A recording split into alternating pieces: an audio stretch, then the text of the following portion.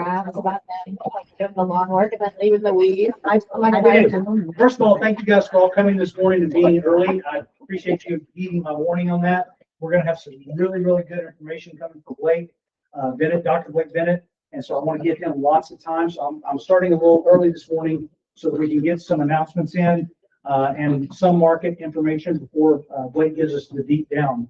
Okay, so what we're talking about today is first of the quarter, we're going to hit our mission, vision, and core value. What we do, we help people find and create a home that feels like them. What is our mission? Why we do what we do? Creating homes, building community, real estate with soul. Here's the vision, where we're going. To encourage homeownership and make all components of the residential real estate process, which is brokerage, construction and design, and full and outdoor, easier, more accessible, and more enjoyable than ever before. We accomplish this by providing access to the best one-stop shop real estate experience across the state of Texas and a curated team of experts that provide unparalleled quality, value, and customer service. The caveat to all that is we take extreme ownership of both the success and failure of any project and role we are tasked with. As realtors, you guys don't really work for 6th Ave, you're independent contractors. But this is what your leadership team adheres to. This is what we talk about every Tuesday in our leadership meeting. This is where we want 6th Ave to go. So I want to be cognizant of the purpose, the mission, and the vision every quarter, just so you hear it one time, because you get to hear the core values, once a week. You get to hear something that I'm thinking about, and so this is the big picture of where we are. Couple of announcements. First off, let's look at Andrew and say congrats, he capped. Awesome. Yeah, congratulations. Next week, Ryan Stewart will be here with New American Funding, and Mr. Brian Wright, our appraiser realtor, will be giving his presentation on the new appraisal report that is being rolled out right now and will become official January 1. Officially, it's already, lenders can use that document. There are some issues with the computer software. Okay. So we're in very great territory right now. Okay. Well, Brian's going to give us that next Wednesday, so please come for that. If your license is renewing in September, October, November, or December, go ahead and get that done early. So I'll keep reminding you that. Realtor.com stats show that October the 12th through the 18th is the best time to buy a home as a buyer. That's their number. Next Tuesday at 1 o'clock, the Lumen Room, Panther Island, the one that we go to a lot down there on the north side of downtown, northwest corner, 1 o'clock, team photo. This will be for the website where we're replacing photos. Please, everyone come 1 o'clock. You may have an individual slot somewhere between 2 and 4, but at 1 o'clock, we'd like to have everybody there for the team shoot. My class, Small Steps, Big Results, will resume October the 15th. That's 2 weeks away, and more information is being poured into that, so it's getting better and better. I think it is, and I think the information is going to be helpful to you as we get into 26. If you haven't gone to Goodreads, Patty likes to go to Goodreads. Please go check out Goodreads. Every time I find something really cool, I'm putting it at the top of the page and then rolling those things down into the accordions. But that's there. This is brand new. I just built this week. This is the vendors, and I'm continually updating that as we see things on Slack and people handing in and stuff. Right now, this is what's there, but I'm putting more into it. So it's under construction, but it's the preferred vendors that we have on the backside. And I'll be going through that. I'll publicize it more as I get it more complete. Today marks 75% of the year. 75% of 2025 has elapsed. This is our numbers for so far this year. On our volume, we're at 83.58% of our goal of $107 million, basically. Transactions, we're at 230, which is 89% of our goal of 258. This time last year, we were at 199. So 31 ahead of where we were this time last year. Agents, Erin did leave us. She moved to Kansas, so we're now at 47 agents. But Jimmy is talking to some people, and we've got some other things coming up that we'll be talking about next week that I hope we'll get that number to 55 pretty shortly, hopefully by the end of the year. Zillow, I don't know if you guys are aware of the private listings thing that's going on between Compass and MLSs and NAR. Well, Zillow sent me an email yesterday, their new standards of what is considered a publicly marketed listing. So they sent me this email, and this is what they consider publicly marketed. Sharing on your own clients, a brokerage website or an app, traditional public marketing, multiple brokerage, private listing networks, and social media posts. So if one of these agencies puts a private listing up, Zillow's not going to take it. So you're cutting the biggest marketer out. I'm not saying that that's the way to go, but you guys did see the Compass bought Anywhere, and they'll be closing on it next year. They went from 33,000 agents to 340,000 agents. If that goes through, which there's a lot of skin in the game for Compass on that. But so we've got to keep an eye on this. Nothing to do here. I'm just keeping you informed of what the conversation is in the national media, what's going on. Highland Home sent me this. They want to give you guys a bonus, $10,000 bonus on Tavola Park. And this is down there. They've got 1 in 4 homes qualify. Tavola Park, Main surrounding communities have the similar inventory. And then Shawnette sent me these 3. They're offering 5.25% interest with the $10,000 bonus to you. So go see Shawnette down at Tavola Homes, at Tavola Park for Highland Homes. Here's the national market update. And Blake will probably really enjoy hearing some of these numbers, and he can speak in if he would like to. The 30-year fixed rate is steady at 6.37%. It stayed there, plus or minus 0.02 for the last 4 days. Applications spiked nearly 30%, led by a 57% jump in refinancing last week. Powell reiterated that rates are modestly restrictive, keeping the door open to further easing. I have talked to Blake before this actual class, and he's going to speak into that, to what Chairman Powell had to say. So we're going to hear that. Here's the easy takeaway. Mortgage rates are easing fast, fueling strong refinance demand, and the Fed still has room to maneuver with future rate cuts, which is what I think Blake is going to tell us that he believes is going to happen. Last week, stocks swung between record highs and pullbacks, ending the week with modest losses. We did finish on a brand new high yesterday, which for the quarter, that's great. Officials voiced mixed views from holding steady to pushing for 2% lower rates from around 2%. Quarter 2 GDP was plus 3.8. Jobless claims fell. Business spending rose. The PCE inflation steady at 2.2, and consumer income and spending up. What does it mean? It's choppy. There's a lot of going back and forth every other day. So the economy looks resilient, even as the Fed debates the path for rates. Blake and I were talking. I'm not going to speak too much about it because I'm going to let him drop the egg. But with the jobless claims coming in and starting to go up, that means recession. And some lenders are hoping for a little bit of a recession because it might help things out some. But I'm going to stop there and let him tell you all that stuff because he's better at it than I am. He's an actual economist. I'm just a guy with a point. This week's forecast. Pending home sales expected to show a small gain in August. The case-shiller price growth slowed. Construction spending is up slightly. We're mainly watching residential. September forecast, modest payroll and wage gains. Unemployment right now is steady at low levels, but we're going to see how that goes as we move forward. Blake told me before, and I didn't think about this, and I should have, but he said, you know, with the government shutting down last night, we don't get the job report Friday. What's the Fed do? Because the Fed relies on that report. So that was such a, that did not hit my brain. So that's something we need to think about. Housing is showing to be steady, slower momentum. Job market is remaining solid right now and supportive of buyers. Here's the local market update. So pending home sales are hitting 5 months highs thanks to lower mortgage rates, with contract signings up about 4% month over month, about 3.8% year over year. In the DFW area, the median home price dropped 2.3% year over year. Not that unusual. Listings jumped 22%, pushing inventory to 4.7 months. What is a balanced market? 5 to 7 months. 6 is exactly perfect. But if it's 5 months to 7 months, we call that a balanced market.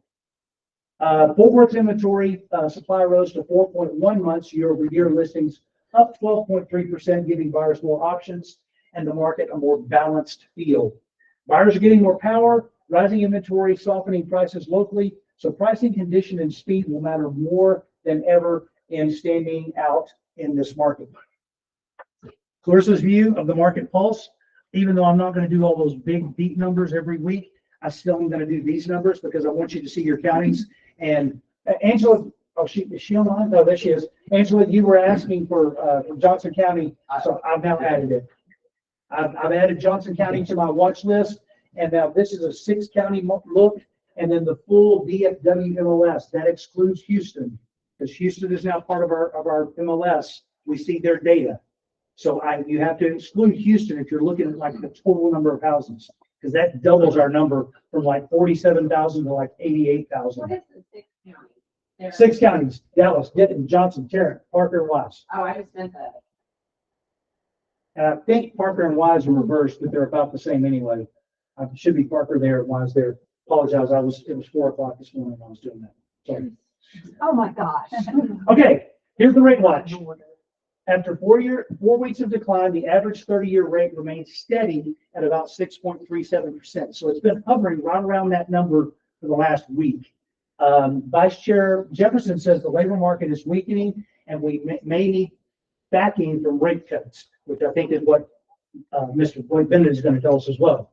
The New York Fed's John Williams says the rate cut was motivated by concerns over labor. Future moves will remain cautious. Here's the easy takeaway. Rates may have slipped slightly, but recently, but slight upward pressure this week combined with Fed caution signals. The reprieve could be brief. Locking looks increasingly compelling if rates move higher in the near future. Here's your rate watch. So last week we were at 6.37. Back in March, we were at 6.81. This week we're at 6.37. That FHA is hovering at 6.05, 6.06. Really great numbers. These are great numbers for you to be sharing with your buyers. Business tip. The big brands you trust put themselves in front of you constantly until they are top of mind. Visibility creates familiarity, which creates trust, which delivers business. The same goes for your brand. So be seen, be heard, and make as many connections as you can. I love this business tip because this fits right into everything we've been talking about in small steps and big results. Visibility is huge, just so that people know that you're there, but then you're seeing that trust being built by the familiarity. That's a weird word. It's hard to say, familiarity. Okay, the median list price for a fixer-upper is $200,000, less than half the $436,250 median for all single-family homes, nationwide average. No wonder searches on Realtor.com for fixer-upper in July were 3 times higher than in 2021. So if you've got one, be sure and use fixer-upper in your property description, because that's where they're going to look. If you've got a fixer-upper, Yeah. or handyman special, or needs work, or needs vision, use the word fixer-upper, because that's what people are searching on. Okay. Let me help create the vision. Yeah, there you go. That's what Kayla's for too. You can help, and then if you need professional advice, Kayla's right there, a phone call away. Okay, ladies and gentlemen, this is Don Medjosnik with Radican Title, and they are one of our premier partners, as evidenced by how many notepads of Radican Title we have in our office and that we use for all of our meetings. Thank you for breakfast, number one, and we appreciate you guys. The floor is yours. Yes, I am Dawn Medjosnik. Our office is in the Cultural District. This is Lauren McKeon, one of our escrow officers. We're thrilled to have her. She's been in the industry for over 23 years in the title and lending industry, and so that really helps kind of bridge that gap whenever you have questions at the lending table or whatever it may be during the process. So we would love to get together with you. We would love to partner up. We've got some great tools for data mining if you are trying to farm a specific area, and have some classes coming up. I brought October class list. Super excited that Blake is not only teaching the class for you guys today, but he's also going to do a curb appeal on the budget class, which I'm trying to decide now. I was going to do it at a model home, but then after talking about it, we said, well, we could do one that really needs some help. and bring in some things and then hand out some, you know, design plans. And I thought, well, that's a great idea too. So now I'm like, but it says to be determined. So I'll let you guys know if you're interested in that. And then we've got, you know, just quite a few things coming up. If you need broker responsibility, we have that next week. You're going to suffer through 6 hours. I think Leo does a good job making the time go by fast. So just make sure you look at that. And then as always, we have our buyers and sellers booklets that we can bind up with your information in it as well. And just another little thing to hand out that can be in front of your clients. And yeah, so Mike, I'm thrilled that you are here. Yes, I've heard this class already, but I always I spelled your picture. All right, so y'all talk about headshots. That headshot is from 1999. I will never replace that headshot. There's a story behind it. We were down in South Texas. It was my very first year working. And they said, we're going to do headshots. And I said, okay, what is that? And they said, well, we're going to take your picture. I said, okay. I was in South Texas. I didn't know we needed anything dress up. So I had t-shirts and shorts and stuff like that. Well, my fellow economist in Vernon said, I got you covered. He had a shirt, coat, and tie. And the problem is, he is about this tall. So that coat comes to about right here. And that shirt is really not even buttoned. The tie holds it together. But he passed away this past year. Aww. And so I went up and I was telling him a story about my headshot, and campus has always been, you got to update that. That didn't even look like you. You got to update that. I told him I will retire with that because that's our story, mine and hers. So Just put it in AI and have them put some gray hair. Yeah. I kind of just like it. Just leave it alone. It's okay. I work for the state. I really don't need a headshot. You know, it's like, it's okay. Question for you. We're supposed to cover the homestead exemption, but everything you were talking about, do you want me to do the forecast instead? No, I really want the homestead exemption. Well, I Okay. would like to schedule something back for the, That sounds great. yeah, because Because the homestead exemption class, I'm going to tell you is, if you're going to give me one shot to try out for you, I'm going to do that class. And it's got some tools for marketing in there.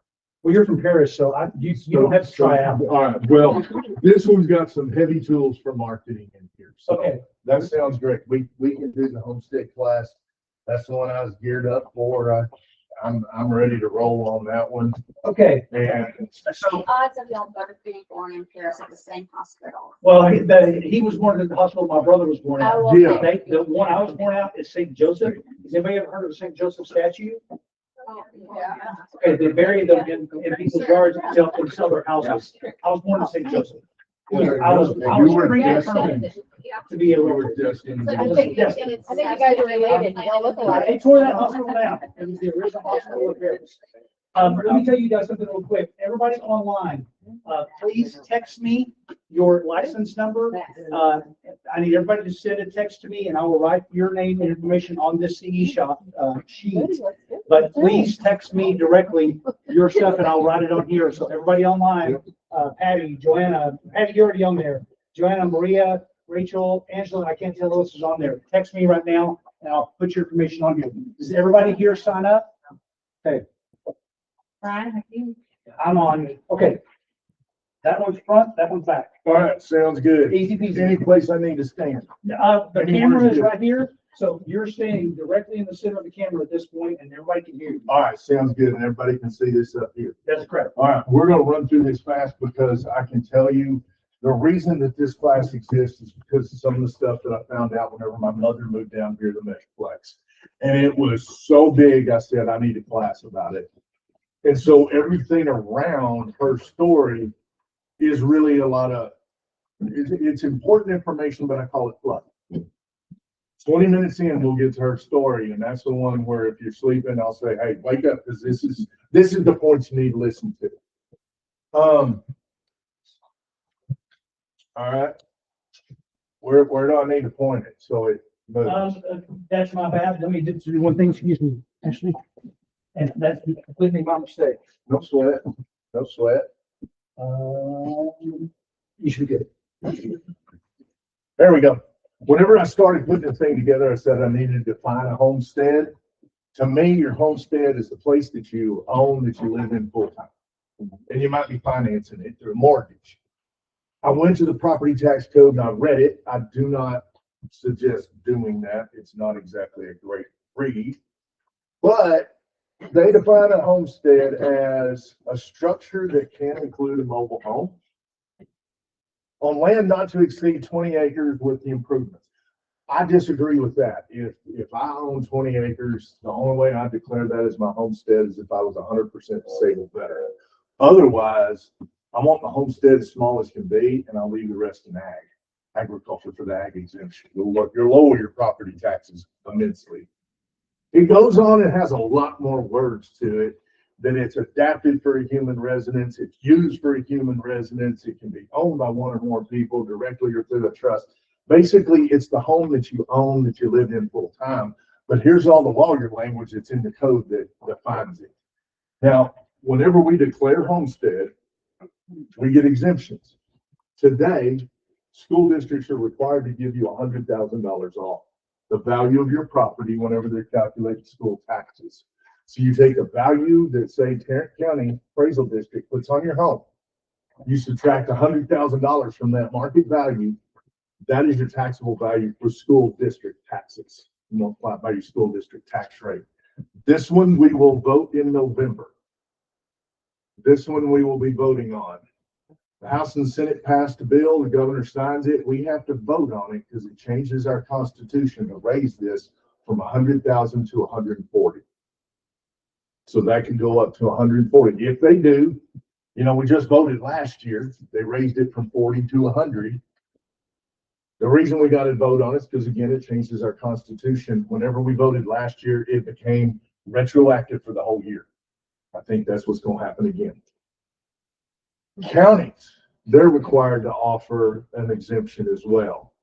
If they collect farm to market road or flood control taxes, the lowest amount they can offer for county tax purposes is $3,000 off that value. So you take that, again, that market value that appraisal district says this is your appraised value, subtract $3,000, multiply it by your county tax rate. These are required. Everybody else, they get to pick. So your cities, your hospital districts, any other taxing jurisdiction can say, yes, we want to recognize homestead, or no, we don't. If they say yes, they can offer up to 20% of the value of the property, but it cannot be less than $5,000. Most of the time, you'll see cities maybe offer 1% or $5,000, whichever's higher, or maybe 10%. Some of your cities here recently have been moving towards the 20% off the value, or 5,000, whichever's higher. This is the basics of your property tax structure or your exemptions right now for homestead. If you happen to have not declared homestead yet, and you've lived in the home. I had a real estate agent that took this class, said, I've lived in my home for 19 years and I've never declared homestead. I said, why? Get the form, fill it out. You can backdate that thing up to 2 years. So if you haven't declared homestead, or maybe you've got some clients that y'all helped them buy a home a couple of years ago, it's another touch to give them a call and say, just making sure, that you declared homestead, because if you didn't, we can get the form. Don't pay to do this. It's free. You can download the form from the appraisal district and you can backdate it and say, yes, I want to make this retroactive to 2 years ago. How do you qualify? You have to have ownership interest in the house and you have to use it as your principal residence. You cannot declare 2 properties at once. Inside Texas, outside Texas, you cannot claim 2 residence homesteads. How on earth would that happen? My classic example is, how many people do you think work in downtown Houston, but they have a home, their homesteads in Galveston? They live in Galveston, they drive in and stay in an apartment, say in Houston, or in a rental property in Houston during the week while they work. Well, let's assume someone owns a home, say in Fort Worth, living there, and they build a new home maybe in Johnson County. but they're keeping the rental, they're keeping the place in Tarrant County in Fort Worth for rental. If they don't remove Homestead from the Tarrant County residents and they declare Homestead on their new house in Johnson County, they got two at once. It may seem like you're getting away with something, but eventually Tarrant County's going to find out that you got two, and they're going to find out that this is actually not your homestead. So they're going to charge you that difference plus penalty plus interest. I can tell you Dallas County is notorious for missing it for 2 years. So just if you've got a client that's buying a home or building a house and they indicate, well, we're keeping the other one, our other house for a rental, make sure you declare, make sure you remove that homestead declaration on the other house. Your driver's license has to match or state issue ID. This is waived if you're active duty military and you're stationed somewhere else. Maybe, you know, you can own a home here in Fort Worth, have it declared as your homestead, but be based in Abilene at Dice Air Force Base. Your ID is going to say Abilene. Your homestead's here. That requirement's waived for those. Or trusts. You absolutely can have your home in a trust and declare homestead. You just got to be the trustor or beneficiary of the trust. LLCs do not qualify. An LLC is a business. Businesses cannot have a homestead. The law talks about dual purpose homes. This might be you own one building and let's say the business is on the ground floor and you live upstairs, or maybe the business is in the front half of the building, you live in the back. Think of a bed and breakfast. There's part of the bed and breakfast we can't go into because it's their home, it's their residence. The law calls it dual purpose homes. I think that's boring. I call them mullet properties. Business in the front, party in the back. We understand that. And, you know, Mike Gundy just got fired as the OSU Oklahoma State coach. So, you know, he was famous for his mullet. And the reason he became famous for his mullet, everybody was asking, you know, why are you growing it? Why are you growing it? And ultimately, he did tell a story. He didn't like it. He was tied up with being a Division I head football coach, and his daughter told him, Dad, it's embarrassing. You have a mullet when you're on national TV. And you know what happens whenever a daughter tells a dad it's embarrassing? That's just the cue to do it more. So that's why he really grew his mullet. Wasn't necessarily because he liked it, but just because it made his daughter embarrassed. But if you have a mullet property or dual purpose, not a problem. Let the appraisal district know what square footage is the business. That'll be one property tax ID number, and you'll get a bill for that. And then the other square footage, you'll have another property tax ID. You can declare homestead there, and you can get the benefits of it. So they can handle dual purpose or mullet properties. Age 65 or older and disabled, you get special treatment the year that you turn 65 or you become disabled. This law is written a little weird with the word "and" in there. You don't have to be both at the same time.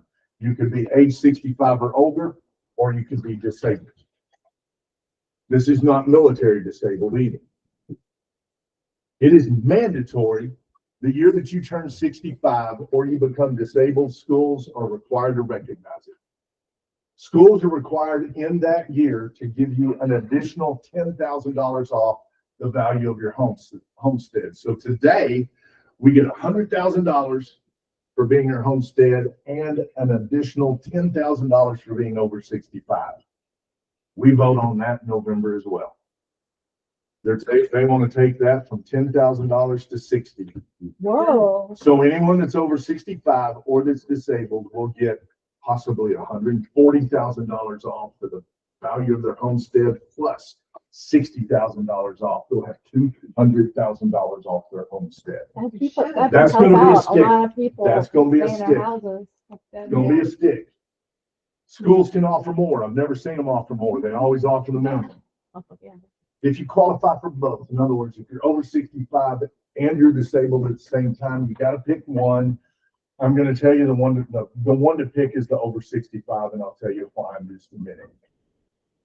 Schools, it's mandatory. Everybody else gets to pick.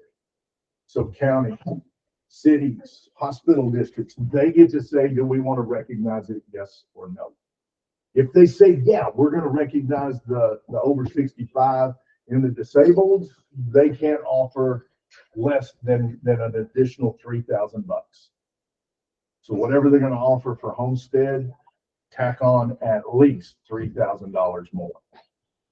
When did you say they're trying to increase it from 10,000 We to vote this November, in November? And then you said it'll go to, they're trying to increase it 60 by to 60,000. 260, so a total of $50,000 added to the end. Yep, Okay, and $40,000 added to the other one. okay. Thank you. Let's say that this is the reason that you would want to pick the over 65. Let's say that you have an individual that's over 65, they've declared the over 65 exemption and they pass away. As long as their surviving spouse is over 55, they get to keep that exemption. They just go down to the appraisal district and say, hey, you know, my spouse passed away. I want to keep their exemption. They're going to have to show that they're over 55 and they get to keep it. That's for school districts. Absolutely. That ceiling continues, as well as any other jurisdiction. I know a gentleman in Plano, Texas. He's 78. His wife is 34. I know all the women are always like, oh, geez. You know, he always makes the joke. She's going to poison me to get my steak. She's going to poison me to get my steak. I finally told her, shut up. She's going to keep your butt on life support until she turns 55. After she turns 55, you better watch your food. But until then, you're going to be hooked up to every machine she can find to keep you alive. Now, you know, the extra money, even an extra $60,000 is nice. That's nice. Really, the big benefit is the freeze. The year that you turn 65, your school district taxes don't move. They're stopped. They don't go up any higher. They're frozen. School districts, it's required. You have to recognize the freeze. Everybody else, you get to pick. Do you want to recognize the freeze? Yes or no? But school districts, it's required across the state. Cannot move. Except, you know, there's always a but. Let's say you got a home like this right here. You've frozen your school taxes. And then you do that. You add on another room, you enclose a garage, you add a pool. You build a pool. The appraisal district will say, okay, what's the market value of the new? Let's add it to the frozen amount and refreeze. So do all your outside work before you turn 65, leave the laminate and the shag green carpet and the paneling until afterwards, because we don't let the appraisal district in the door. So we can, all that, we're not gonna let them see all the remodeling on the inside. Say you don't change the square footage of the house, you just do a full exterior makeover. If they see it, they could do an upgrade. Yeah, they could. Be careful with what you're doing. So you don't have to perform permits. Appraisal districts pull permits. They do have access and they do pull the permits every year. I've seen somebody that pulled a permit that they inquired about building a pool. And then they got the quote and they said, nope, too high. We don't want to do it. Well, the person they got the quote from went on ahead and pulled the permit so they could be ready to go day one. As soon as they said yes, appraisal district saw that the permit was pulled. They said, you got a pool. They never built a pool. And the individual said, what do I do? I said, you got to call them and let them know. We decided no. And look, you can look on your overhead map on your photography. We don't have a pool. The appraisal district removed the pool. Now, I told you about 20 minutes in, I'm going to tell you the story of my mother. My mother in 2019, she called. She lived in West Texas, out near Abilene, west of Abilene, small little town. She lived in a small little 2-bedroom, 1-bath, pier and beam house built in the 50s. My mother, she called in 2019 and she said, I've been retired for about 5 years. I think it's time I move close to family. I'm an only child, so I knew exactly what that meant. She's moving here. So I said, okay, let's start looking. So anyway, we start bouncing around and we're looking at existing builds. I live in McKinney, over there on the dark side of the Metroplex. So we're looking at McKinney, Plano, Frisco, in that area. In every home that we see, she's like, yeah, that's okay. Yeah, that neighborhood, that's nice. It wasn't floating her boat. And all she would say is, you value your dirt down here more than we do in West Texas. And I said, yeah, it's more expensive. She was ready for that sticker shock. We looked around for about 4 months, and she wasn't having it. It wasn't that she didn't think they weren't nice. It's just she didn't find the house. And one Saturday she was in, and I said, hey, I've got an idea. There's this new community up in Denton County, up in Little Elm. It's called Del Webb Union Park. Over 55 community, and they're new builds. And she said, that sounds like fun. That sounds like a lot of fun. I mean, I've never seen a new build. And so she said, let's go look. And so we drive up there, and we get out, and I'm about ready to open up the door to the model home. And I said, oh crap, mother, hold up. If you want to look at existing builds again, do not walk through this door. Do not look at a new build and think that you're going to go back and look at existing builds the same way, because you won't. She said, no, you know me, I can look. I don't have to buy. The woman can. Look, we can go to the mall for 2 hours, 3 hours, and she walks out with nothing. And you know how infuriating that is to a guy. I mean, 5 minutes in the mall, I go in, I get what I need, I leave. So anyway, we go in, and the salesman pounces, jumps on it, and he's doing a hard push. And it's 2019. Keep in mind, the market hadn't taken off. So I had to pull him aside. I said, look, you're going to take her off. Just back up, back off. Let her ask questions. She's not signing today. Just let her ask questions. Okay. All right. And I said, I'm going to be watching. So he did. He backed up. We looked through the homes. We saw the granite countertops. We saw the free wood floors and the free sunroom that they were offering for that month. We ate the cookies. We got in the golf cart. She liked, yeah, we drank Kool-Aid. We got in the golf cart. She liked the smallest house that they could build. But it would still be 200 more square foot than what she had in West Texas. For the first time since 1970, she would have a garage, not a carport. And not just any garage, a garage you could push a button and the door would go up.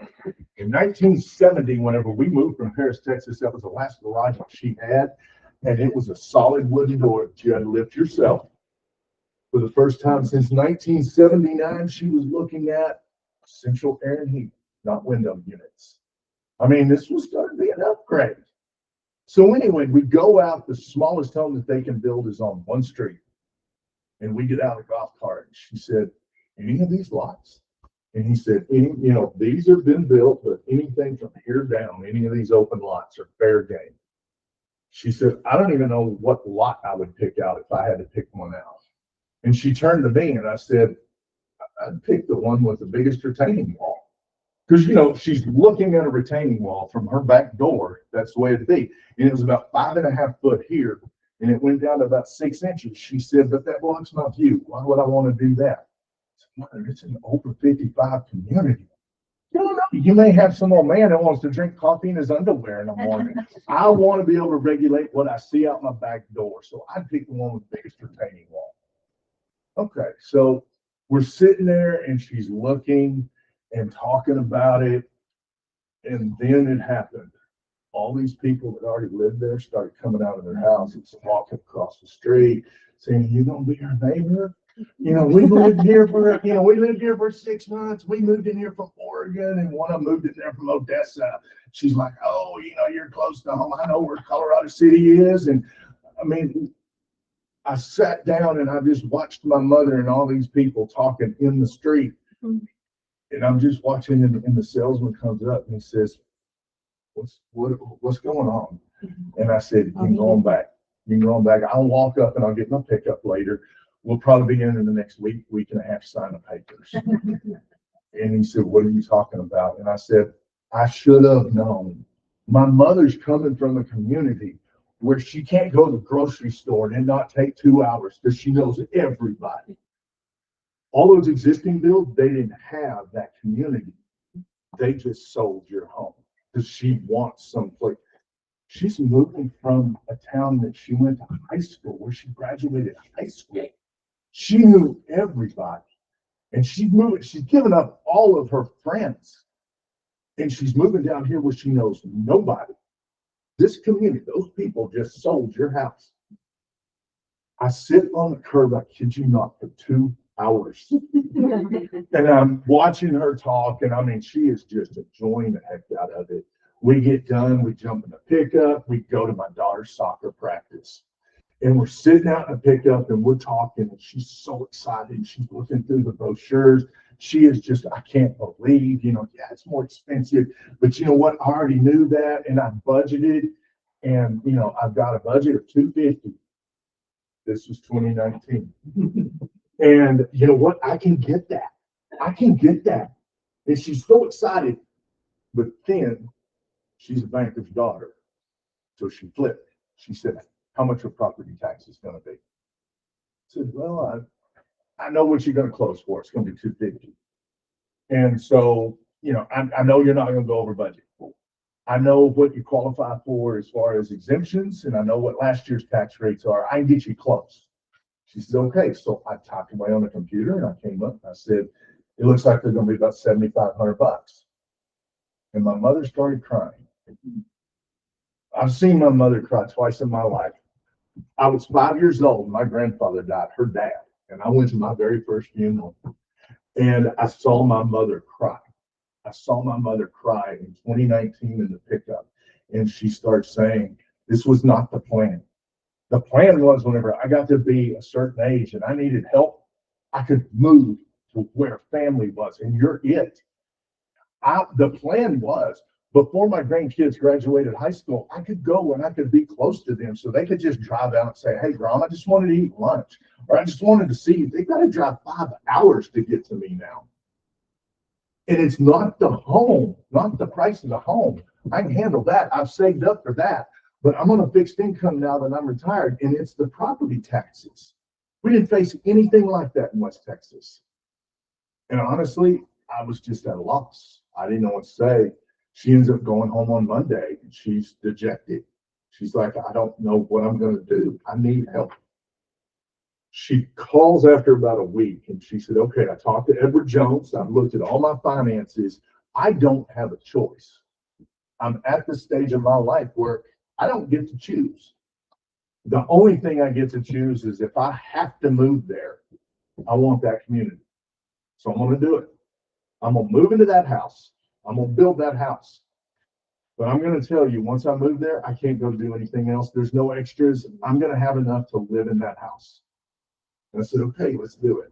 So we start the process. A few weeks later, I'm on the phone with Denton County Appraisal District, and I'm talking to them about something else, something about, the ag exemption. And at the end of the phone call, I really like playing around and messing with people and, having fun and joking around. And I told them at the end of the phone call, I said, y'all are killing my mother. And they said, we don't know your mother. What are you talking about? Since your property taxes, they're so high. She's moving in here from West Texas, and it's so much higher here. And the appraiser said, she's over 65, right? And I said, yeah, she's over 65. I said, why didn't she just transfer the percentages? And I said, what the hell are you talking about? This is what I'm talking about. This is a game changer. Whenever you turn 65, your school taxes freeze, right? Market can keep going up, but you're frozen. Market can keep going up, but you're frozen. You would be paying school taxes way up here at market value. But you're paying them a lot lower because you froze them a long time ago. You've got a percentage savings.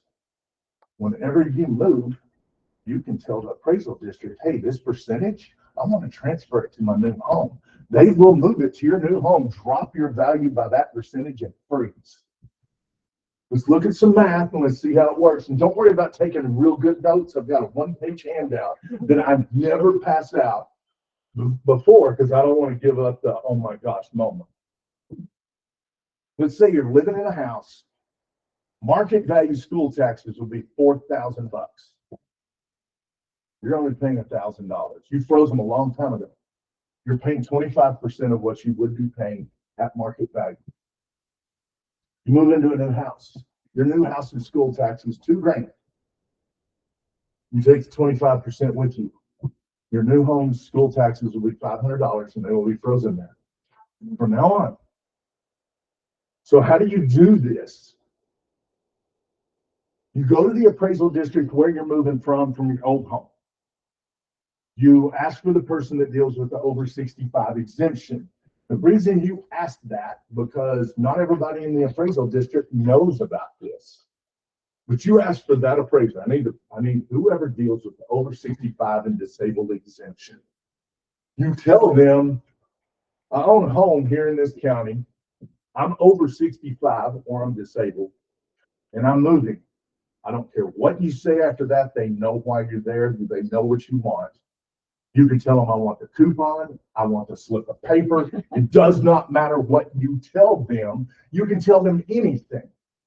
What you're really wanting is the transfer certificate. Sometimes some appraisal districts call it a certificate of portability. But you're wanting that certificate from your own appraisal district. You get that certificate, you move into your new home, you update your driver's license, you give the new certificate to the new appraisal district, and you're done. The transfer is complete. You have to be moving one Texas residence to another, and you have to ask for it. If you don't ask for it, you don't get it. So how long do you have to do this? There is nothing in the property tax code that gives a time limit. I can tell you this much. I did a version of this class for the Dallas Ag Club. I know it's not good to say the D word over here. At least I'm close to the front door. But Dallas Ag Club, they still have an ag club that meets once a month out at Fair Park. One of the oldest, longest running groups in Texas. They've been meeting for over 100 years, and I swear to you, the average age in that group, most of them were at the first meeting. They're old. They're older. So anyway, I was down there and I did a version of this class and I told them about it. I went back a couple of months later. This gentleman shuffled up to me and he said, "Do you remember that transfer thing you told me about?" I said, "Yes, sir, I do." He said, "I moved 10 years ago in Dallas County from one Dallas residence to another, and I didn't know you could do the transfer thing. I was over 65 then." And I said, "Oh, yeah, really?" And he said, "Yeah, I went down to the appraisal district last week." And I went, "Okay, you got my full attention. What happened?" He said, "Well, I went down there and I told them 10 years ago I moved in Dallas County. I didn't know you could do the transfer thing. I'd like to do it now." And they said, "Sure, not a problem."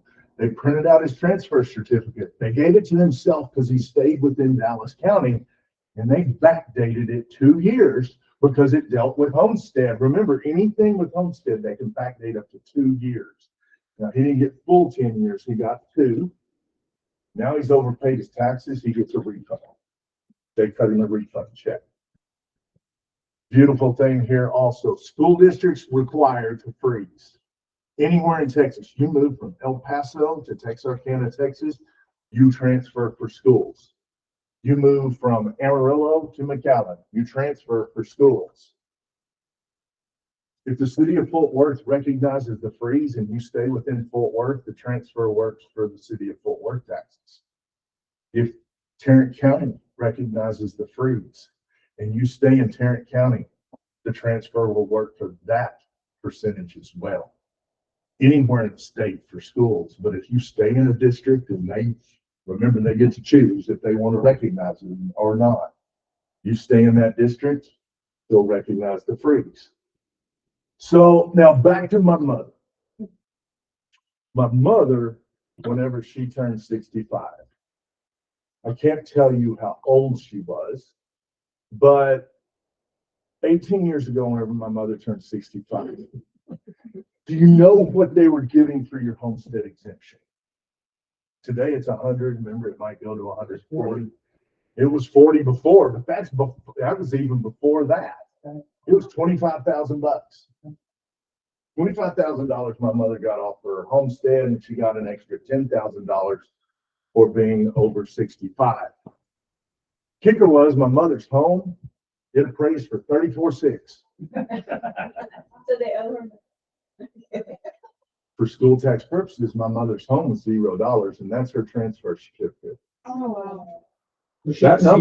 That number shows you what my mother transferred. She didn't pay any school taxes on a $340,000 home down today in Houston County. because she transferred $0. Oh, I got. She transferred $0. So let me ask you this, come November, we might be going to $200,000 off for anyone over 65 or that's disabled for their exemption. I would say, I would give you this advice. If my mother had her home listed, I would say you pull that house until after November. You pull it. You relist it in December, or you don't close until December. Because why? Why? Because right now we're saying this is going to be, you know, whatever your percentage here. We could see that percentage go up by $90,000 with a vote. I want to capture the biggest percentage. Also, how many homes do you think are in Tarrant County today that residences that appraise for under $110,000 in Fort Worth ISD? Any guess? We have an appraiser sitting here. I don't work for me. According to the appraisal district, in Fort Worth ISD, there's 17,000 homes plus that appraise for under 110. I know what your question, I know what your comment is. You're not gonna want to live in there. You're not gonna want to live in it. Who says anything about living there? Are you in your home today, right now? As we sit? No, you're at work. Realize I talked to an appraisal district. I know appraisers. I'm good friends with them. I went up and I asked one of them at lunch. I said, I've got a hypothetical question for you. And they always just go, oh. I said, I got a hypothetical question for you. Let's say someone in this room owns some family farmland in West Texas. And let's say that someone sold a quarter acre plus a single wide trailer to Jerry Jones for $70,000. Jerry changes his address and he declares that trailer as his homestead. He can show documentation. It's sold for $70,000. It's locked in with the appraiser. And so Jerry lives out there for 1 year and then he sells it back to the original owner for, I don't know, maybe $1.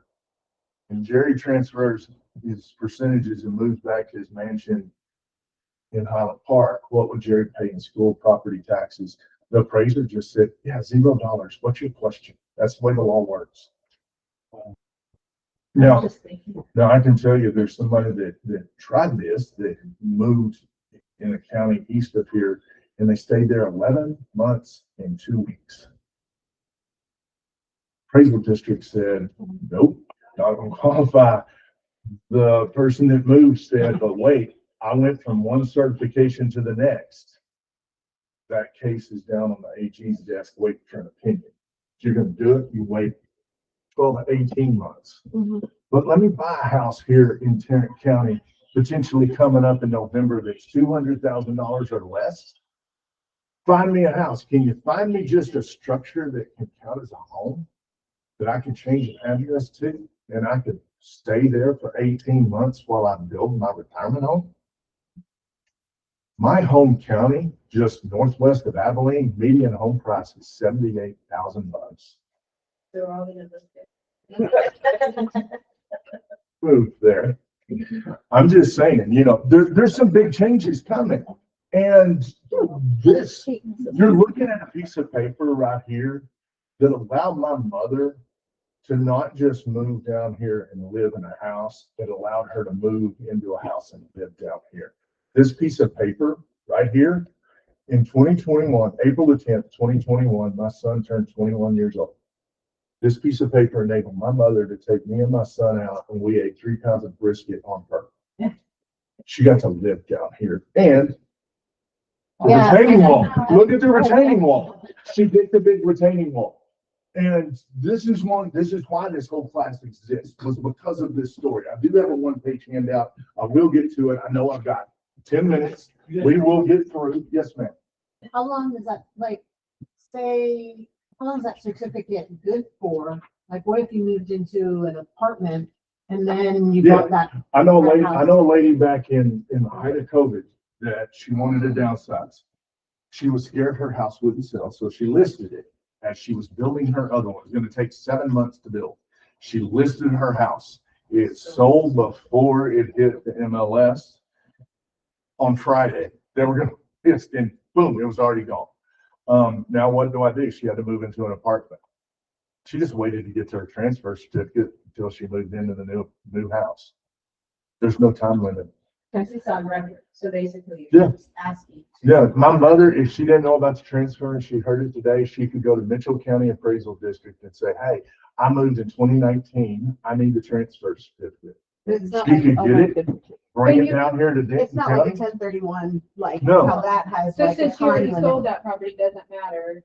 She just goes to the appraisal district where she moved from. Yeah, that's. So think about all the people that y'all have helped to buy a home that, you know, maybe could go back and do it. Think about all the people that backed out of buying a new home because we need to downsize. The house is too big. The kids are gone. Over 60. Yeah, or disabled.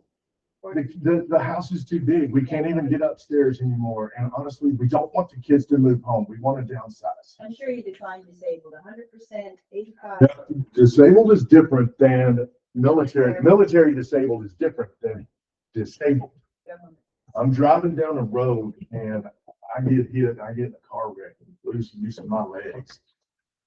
That's disabled. So medically Yes, defined as- yes, medically defined as disabled. Those individuals that didn't want to move because the way prices have gone, we could decrease square footage, but we're still going to spend the same amount of money as what ours is, and we're going to lose that ceiling, all that benefit that we built up. No, you get to take it with you. That's great. You get to move it with you. Time to buy, Barney. I have to do what I call. Veterans and first responders have a little bit different. This is where you're talking about percentage disabled with the veterans. Everybody knows about the 100% disabled.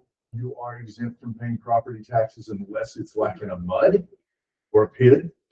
You'll still pay those unless the mud or PID says that they recognize those, which usually they don't. If you're 37% disabled, say, you'll fall in this category. So you get $7,500 off the value of the property. And that's not Jamie. That's not off yours. That's not off your taxes. That's $7,500 off the value of the property. That's a drop in the bucket today. 100% disabled veteran, they pass away, their surviving spouse gets to keep that designation as long as it was their residence homestead whenever the veteran passed away. It remains the residence homestead and they have not remarried. If they want to move, they go and they talk to the appraiser. Chief appraiser fills out the paperwork, the same dollar amount goes with it. Not percentage, same dollar amount. So you'll see a lot of surviving spouses, they'll make a lateral move or downsize.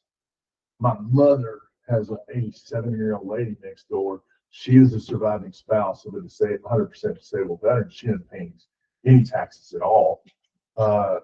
She does have a fiance. They will never marry. Scuttlebutt in the neighborhood is that, you know, he stays over. And I'm going, mother, I mean, well, she's 87 years old, but they're sleeping in the same bed. They're not married. I'm going, mother, come on out of West Texas. No, it's time to come on out of West Texas. They won't remarry though. Surviving spouse of a first responder that's killed in the line of duty, they get 100% waiver. If they marry, they lose it. And if they move, they're entitled to the same dollar amount as well. Now, remember I talked about the ag exemption and how I would structure it? Let's look at an example. 15.0016 acres here in Tarrant County. I found it on the appraisal district. It's got water and electricity, has the ag exemption. I'm gonna purchase that 15 acres. I'm building a house. I'm building a $450,000 house in the story. I got two options. I declare 1 acre as my homestead, leave the rest in ag, or I can declare the whole thing as my homestead. So remember, you can declare up to 20 acres. Appraisal district said that dirt is worth $450,000, $450,160. That's a little bit over $30,000 an acre for market value. If I declare it all for homestead, that's what's going to be used for the whole thing. Ag value For the whole thing, $1,110, nearly $74 an acre. If I declare 1 acre homestead and leave the rest in ag, 14 acres are gonna get that value per acre. Here is your taxing jurisdictions. Y'all know about where it is. There's the tax rates, there's the exemptions that are given. I got everything I need to know to analyze this. If I buy that property and declare everything is my homestead, building that $450,000 house, my property tax bill is gonna be $14,790. If I declare same house, declare 1 acre homestead, leave the rest in ag, my property tax bill is gonna be $7,323. That's a savings of 74, nearly 7,500 in the first year. Because y'all do such a great job, market value of land tends to go up really, really fast. So every single acre is going up very fast here. Only 1 acre is going up market value here. Ag value tends to stay pretty constant. So this difference widens every single year after that. Now, I'm sure that y'all seen this. Hey, I found 5 acres on Zillow. Can y'all help me go out and take a look at that? Well, that property sold 5 years ago. They hadn't taken it down. But we look at the MLS, we can find a property that's 5 acres. Okay, if I build a house on it, I'm not going to be able to get ag exemption. That's too small. I can get you you give me 6 acres, I can get you ag exemption. 5 acres of these and 1 acre for your homestead. 5 acres, not gonna work because they're gonna take an acre out probably for your homestead, so that's gonna be too small. But 5 acres, building that $450,000 house on it, but I'm still thinking about that 15 acre spot and building the house there. Let's look at the difference.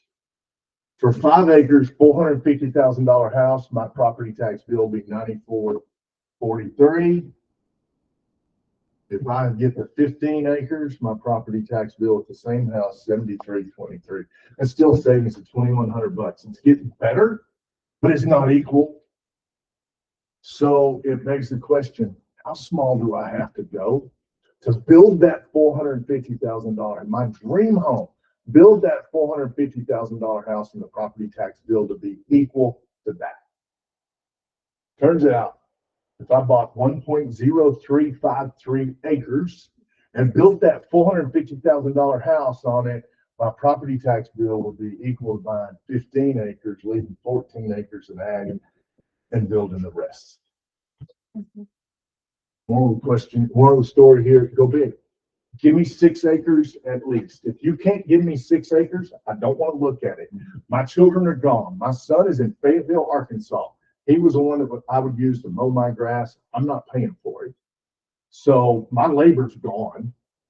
And 5 acres, that's just a big old yard for me.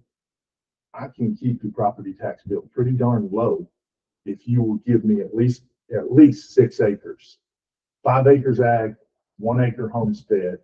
I can get your property taxes pretty low.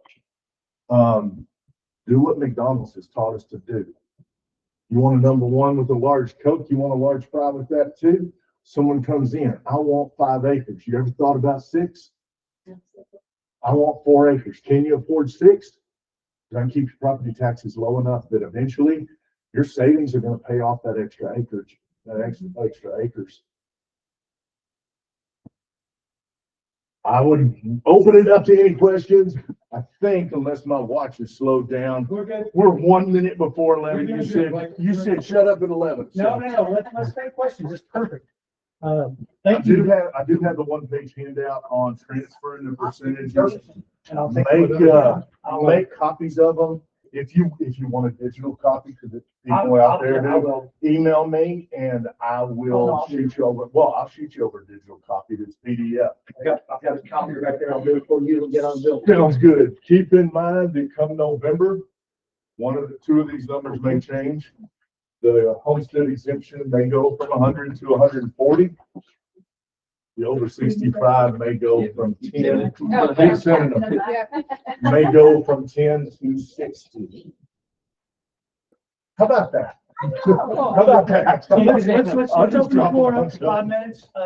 Let's start online before we start in the office. You got it. Anybody online have a question, come online and ask the question. For the over 65 exemption, do both spouses have to be over 65, or how does it work if one's under 65?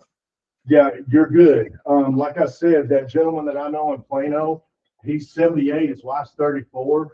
They declared over 65, they can get it. The key is that she wants to keep him alive until she gets to 55 so that she will get to keep it if he passes away. So only one of them has to get there. Okay, and how does it work? I've got a client that's buying a house with his dad. His dad obviously is over 65. He's not. And they're going to share, both will be on the title. How does that work? Okay.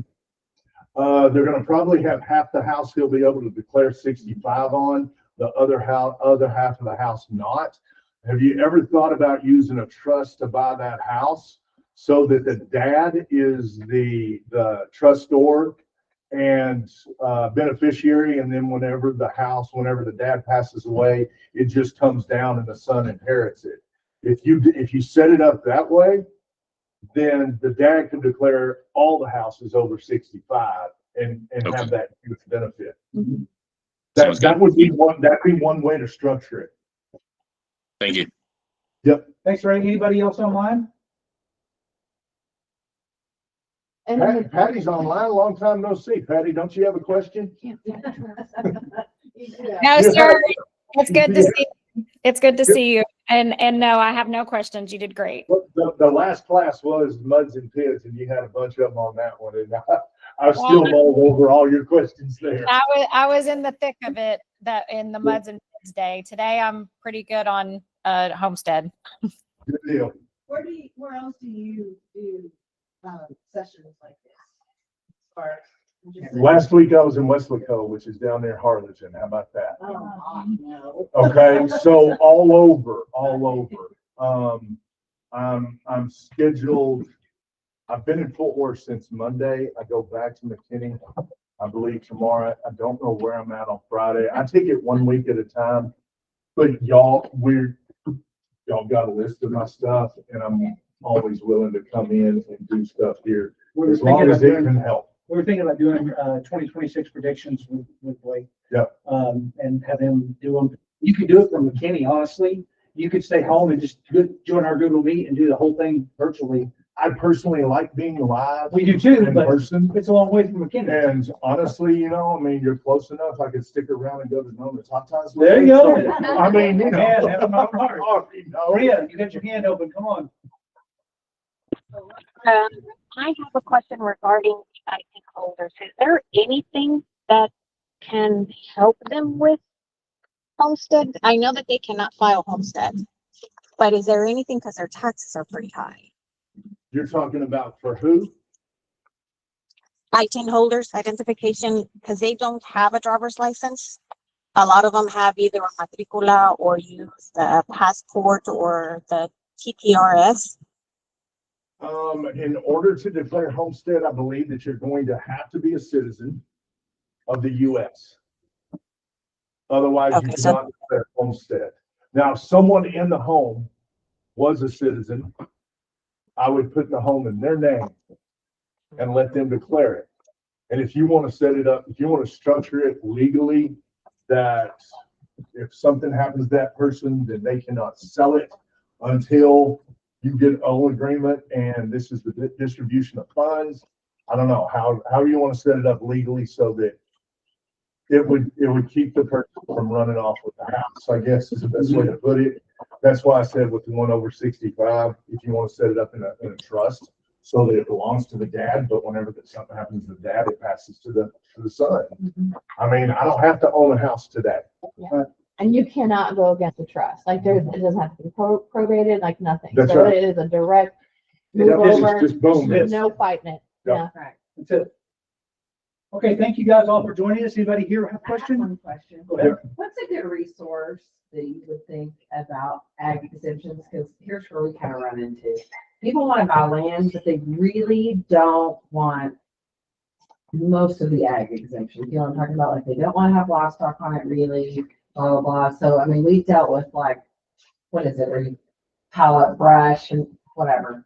With wildlife. Yeah, wildlife exemption. So what's a good resource? 'Cause I obviously have a lot of clients, like I live in Parker County, so we have a lot of people that want land, but they don't really want. You're gonna lease it out. Yeah, and we've done that. We've had some leases. Yep, that would be the easiest.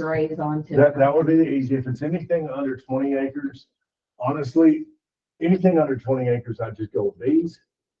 Realize, yep, with bees, they can be for pollination or producing honey. Okay. They don't have to be you don't have to go out there and harvest the honey. You can put them out there as long as you meet all the other requirements of the appraisal district, which could include like certain permits, branding. Catching those little suckers and branding them is hard. Branding the hives, the hives themselves, you got to brand the hives. You need to know how many hives do I need on whatever acres.